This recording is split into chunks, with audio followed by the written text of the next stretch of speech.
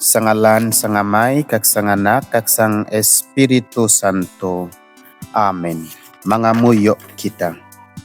O Dios nga amo namay, buod ka magpuyo sa kasing-kasing nga matinlo kag matarong. Ipaambit sa amen ang kabuhi sang grasya, agut mangintakus kami sa pagkabuhi sa imo presensya. Ginapangayo naman ini sa imo paagi kay Kristo nga amen Ginoo. Amen. Mga utot kay Kristo, nanamian ako sa pamangkot ni Jesus sa iya mga gintutunan sa aten ebanghelyo subong nga adlaw. Si Jesus nagpamangkot sa ila. Suno sa mga tao, sin-o bala ako?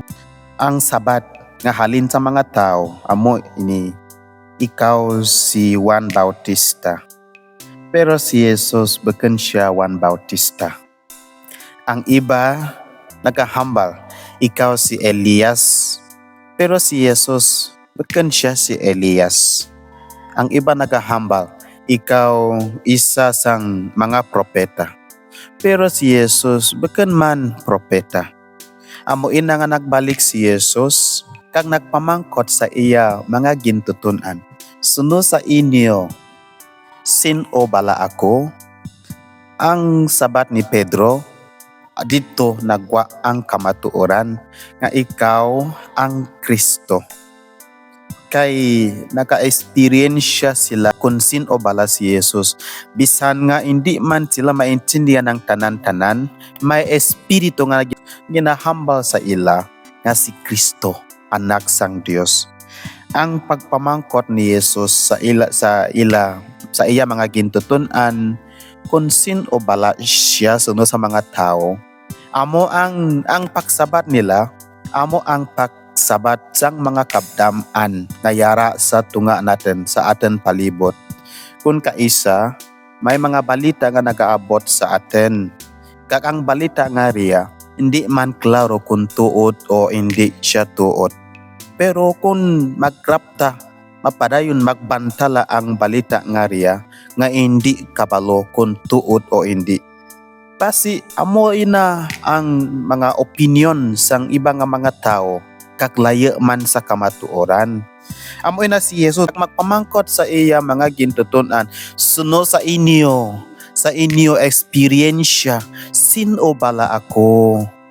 Amo man kanaten nga kung maabot ang mga bagay sa aten kabuhi, kinahanglan mabalik sa pagpamalandong kung ano ang kamatuoran, ano ang matuod sa nga bagay nga nakaabot sa kabuhi. Kung wala personal nga experience, ang tanang ginasya, ginarapta, ginabantala mo, basi opinion lang sang iba nga mga tao.